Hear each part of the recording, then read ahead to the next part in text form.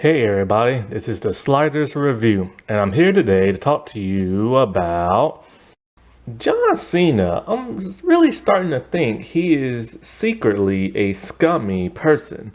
Now, when it comes to John Cena, many people always think of him as this really nice, genuine guy.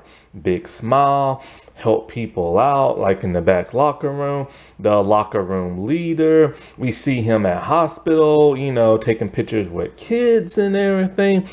That is the image WWE and Vince McMahon want people to see. But what they don't want you to see is the real John Cena. The real John Cena, who is now being exposed by many wrestlers and stuff. And in fact, he's been exposed for many years. It just people tend to not pay attention, or they simply don't care. Many people I've heard say that John Cena is their childhood hero. Get another hero, because first of all, wrestling is scripted.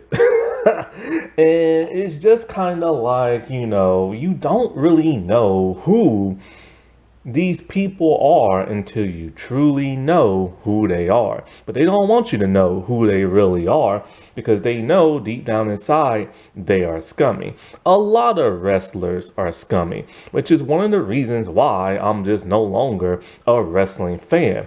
I used to be a huge wrestling fan. Then over the years, you start to hear the whispers. You start to hear stuff through the grapevines and everything. And you start to realize these people that you're a fan of are some of the worst human beings on the planet. But it's all manufactured. Now, I do believe part of John Cena is a nice guy. You know what I'm saying? I'm not saying he's completely fake. I do believe there is a genuine person in there. But I also feel like it's a person who's been corrupted by money, greed, and women. And more importantly, power. So how did John Cena, become a wrestling hero that people love so much? And people really need to distinguish between the actual person and the person we see on screen. They do this with wrestlers a lot. They do this with Power Rangers a lot, and superheroes and comics in general. So how did John Cena become that wrestling hero? How did he become the next Hogan, the next Rock, the next Stone Cold? How did he become that? Easy. Vince McMahon. And also Stephanie McMahon.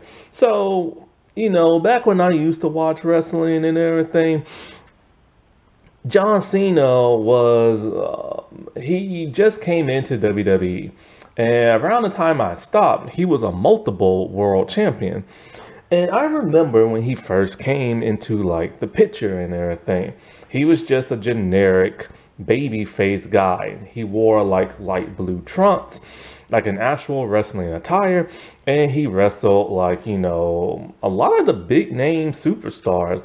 Because why? He was a big muscular dude, and Vince loves a big muscular dude. No, I'm not trying to make a joke. Because of what Bret Hart said. Everybody knows Vince loved those tall, big, muscular wrestlers, and he always pushes them to the top. Problem is, John Cena was on his way to getting released, similar to The Rock. So both those guys, it's funny, those two are way too similar. The Rock and John Cena, way too similar. And just like The Rock, John Cena was finna get the axe and everything. Until he reinvented himself. How did he do that? Well, Stephanie McMahon heard John Cena rap. And she thought that was so interesting, they should make that into his persona.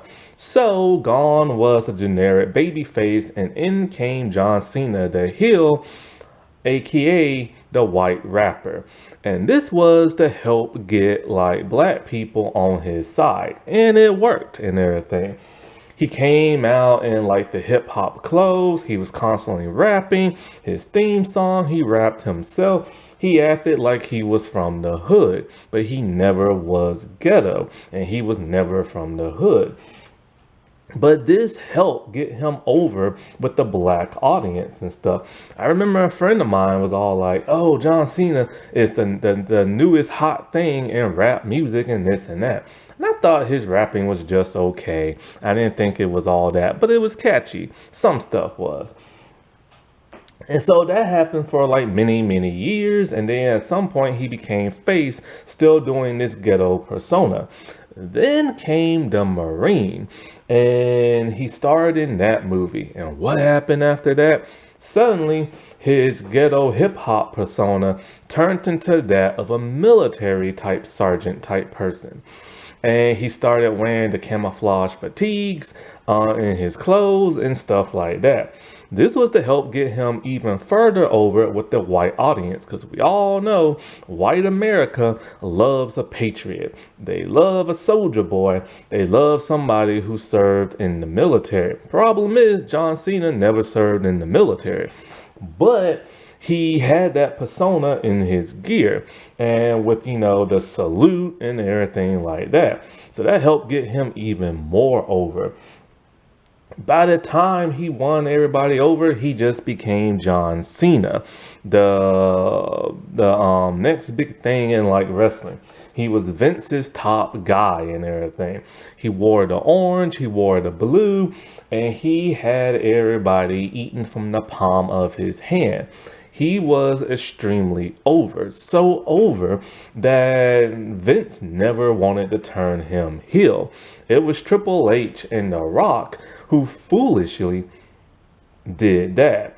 And so for many, many years, over a decade and a half, John Cena, well, maybe 2 decades at that most, John Cena was like a face, a baby face and everything, winning people over. And Vince knew he had his next Hogan, he had his next Rock, and he had his next Stone Cold.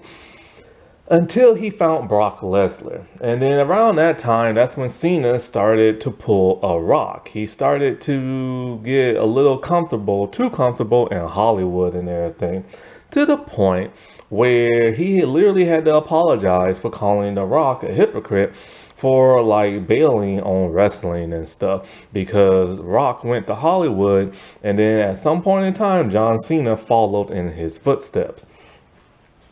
About that time, he was like part-timer and coming in back and forth, wrestling here and there, getting people over, and then acting and stuff like that. Still doing the babyface thing, still being that top guy in wrestling. Even though other top guys were outshining him, every time he came back, it was always about Cena. Cena was the man, plain and simple as that. Yeah, his wrestling skill isn't the best. He only has a couple of moves. He likes to call his matches out loud and everything. But because of the big bulging muscles and the strength and everything, people just didn't care. And of course, what comes with the perks of being the top guy? Power, money, and everything. Women. And, you know, this is when John Cena started, I believe, to become corrupt and everything, and started him on his path of being scummy. John Cena has been brought to light by being that of a back locker room bully and everything. He has had so much backstage heat with wrestlers that many people never knew of or simply just forgot. He's had heat with The Rock. He's had heat with Mr. Anderson, aka Mr. Kennedy, and everything. He's had heat with that of Alex Riley. I don't know, I can't get that his last name out. Oh, that's right, because his last name starts with an R, and I have a hard time pronouncing R's and stuff. It's a condition that many people have. Debbie Ryan had that same condition. Anyway, he's had multiple heat with like male wrestlers and stuff. Oh, also David Ontonga and Wade Barrett and everything. The whole Nexus crew. He's had heat with them and everything. And he's even buried some of these people and helped get some of these people fired, like that of Mr. Anderson. Basically, from what I've heard, Anderson hit him with some type of back flop or something like that. And Cena hit his head and said how this dude is unsafe and stuff like that. Randy Orton had a problem with Mr. Anderson, talking about how he's unsafe with a botched move and stuff like that. And supposedly Cena went backstage with his politics and everything, like to Vince and higher ups, and kept saying dude's unsafe and blah blah blah blah blah. Even Stone Cold was all like, yo man, supposedly you gotta go and everything. And of course, what happened? Mr. Anderson was gone and in TNA. And I remember this being very shocking. Mr. Kennedy at that time, he won Money in the Bank. He was gonna be the WWE champion. He had the mic skills. He had the wrestling pedigree and everything. Then all of a sudden, Edge beat him for like, the briefcase and he was gone. I remember thinking, what the heck happened and everything. Then he showed up in TNA. Years later, he talked about like, what happened. And then there is the whole Alex Riley thing. Was something I never knew about because by this time I had stopped watching wrestling and stuff. But apparently, a lot of fans are under the assumption that Alex is under an NDA. And I saw the Booker T interview, and dude did not want to name names, but he told Booker T, you already know who it is and the situation that happened. I can't talk further than this and stuff like that. Ryback has talked about this. Allegedly, supposedly, what happened is that John Cena supposedly had a private tour bus because he was that top guy. And if there was a male wrestler he was cool with and wanted to work with, he wanted to party in his bus. And allegedly, Alex did not want to party and he didn't want to drink. And allegedly, John Cena used his power and everything. And next thing you know, Alex was gone and all this other crap that happened and followed and stuff. Maven has talked about like John Cena being a bully. David Artonga has talked about John Cena being a backstage bully and this whole tour bus thing and all crap like that. So there's something fishy is going on with this dude. And it's that something the WWE, of course, doesn't want people to know. I mean, heck, they even let John Cena beat Ric Flair's like championship reign and everything.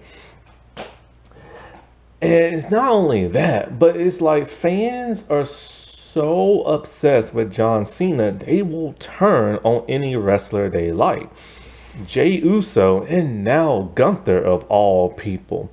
And it's like, it's weird because wrestling fans were really hyped for Jey Uso. For many, many years, they were doing the yeets and this and that. Then all of a sudden, Jey beat Cena in the Rumble and fans were outraged because John Cena announced his retirement tour. So everybody expects John Cena to win every single match he is in until it's his final match.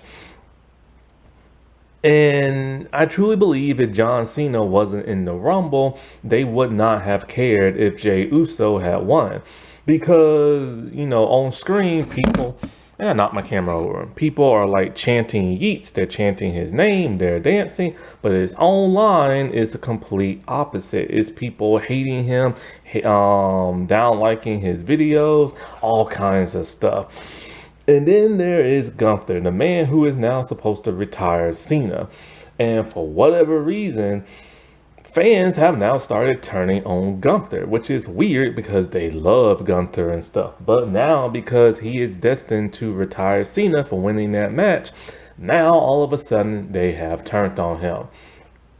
They're starting to turn on Liv Morgan a little bit more now because, she kicked him in the balls or whatever and did that thing at Survivor Series and stuff. So whoever pins or embarrasses John Cena, fans legit turn on him. Not to mention his affairs that he's had when he had his first wife. It's been reported that him and Mickie James and him and Victoria did indeed have an affair at different points in times. Mickie was dating Kenny something, whatever his name was. And Victoria was married, and supposedly JR said that Victoria's husband found out and pulled a gun on Cena and everything. Nikki and Kenny, of course, broke up, and then later she married somebody else. And Victoria and like Mickey James were like top females at that time. They was former women champions and stuff. And they had that affair with John Cena in real life. Then there are the on-screen affairs that John Cena had while he was married. Now Maria, AJ Lee, and what's her name? Eva Torres. Supposedly they've never done anything with John Cena in real life. And so I'm gonna keep it at that. But the thing is that he was willing to do an on-screen relationship with these three women while he was married and stuff, and also going through a public divorce. Now here's the thing. A wrestler can deny if they don't want to do an on-screen relationship. Stone Cold Bret Hart and somebody else, I can't remember. Oh, the Undertaker. They all refused to do on-screen relationships when Vince came up with his Vince McMahon type like ideas and everything, because like they knew their wives would get pissed off and they didn't want that in real life. But John Cena didn't seem to care. Now, I have no idea what the heck John Cena did on Total Divas, but supposedly he was a weird guy on Total Divas and stuff. Total Divas was like a lot of the female wrestlers having their own reality show. This is when he was with like Nikki Bella or whichever one it was.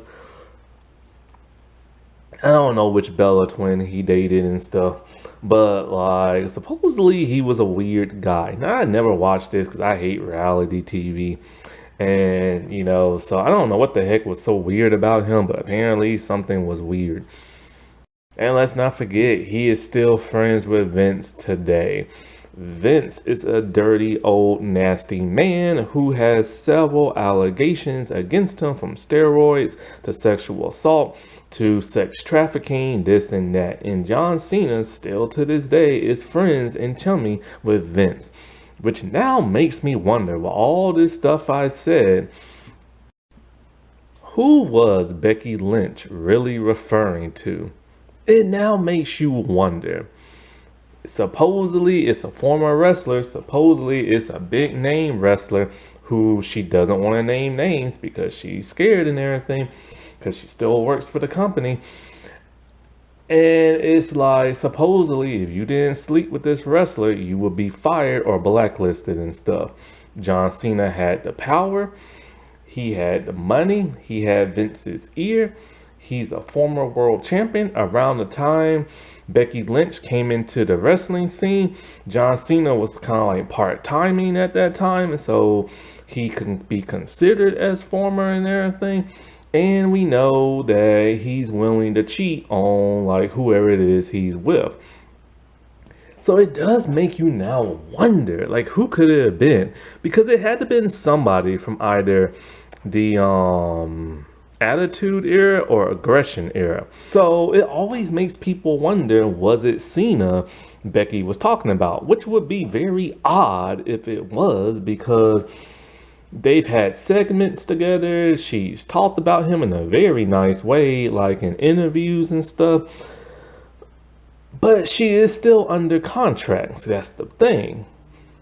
Could she secretly be trying to throw him under the bus with that interview she did, because she didn't want to name names and everything? But I don't know, because it's weird, because she literally talked about the advice he's giving her just recently, and like, and just other weird little things, you know. It's just kind of odd.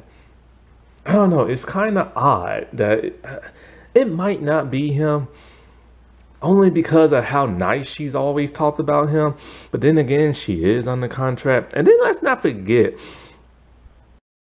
just recently, this porn star brought up John Cena's name, and she has like a wrestling belt with his signature wrestling belt, and talked about like, I forget what the heck she was talking about. Something about, I think she gave him a farewell for his like tour thing, his retirement tour, which was kind of odd that a porn star would just make this so public. But of course, porn stars are opportunists and everything. And supposedly, and it's funny because when I was reading the comments about this, people's all like, well, it's not just that porn star he's chummy with, it's other people as well. And they mentioned like Sarah J of all people. And I'm just like, oh Lord. She is very chummy with like celebrities and wrestlers, and she's admitted she's known and met plenty of wrestlers because she's a huge wrestling fan. And it's just now making me wonder with this whole Becky Lynch thing. And so, yeah, I do think there are some good sides to John Cena and everything. But deep down inside, I think the money, the greed, and the women have turned this man scummy. I bet you anything, there are nothing but tons of horror stories about this man that many wrestlers would love to talk about, but they're just waiting for his contract to truly finally be over before they expose him. Because you gotta stop and think about it like this. What do some of these former wrestlers have to gain? Maven, David Otunga, Mr. Anderson, Ryback, and the Alex dude. What do they truly have to gain? They're all former wrestlers and stuff. You know, it's like they're not gonna like, get a new contract or anything like that and start wrestling again. They're not gonna be a world champion again. It's just kind of like you gotta stop and think. What do they truly have to gain by throwing this, like, just like what is it? Doing like a shoot interview on this dude. You know what I'm saying? And it's just kind of like that's the problem with people like John Cena. When you're manufactured to be like, the nicest person in the world, normally in real life, you're not. Hey everybody, this is the Sliders Review, and I'm here today to talk to you about